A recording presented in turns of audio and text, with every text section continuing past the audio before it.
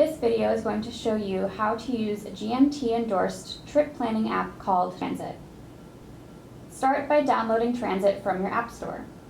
Once you've opened the app, it will ask you for permission to access your location. Tap Got It and then Allow. The app will show you where you are and the buses near you using GMT's real time. You can toggle back and forth between directions by swiping left, then right. To plan a trip, tap the arrow, enter origin and destination. Set your departure time by tapping Leave Now. Tap on the route that best meets your needs.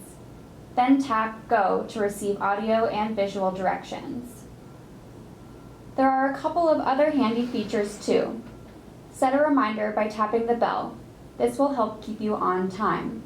To minimize the Go feature, simply drag it down. To expand Go, tap the bottom of the screen. And if you want to exit Go, simply tap here. And that's it, you're ready to go.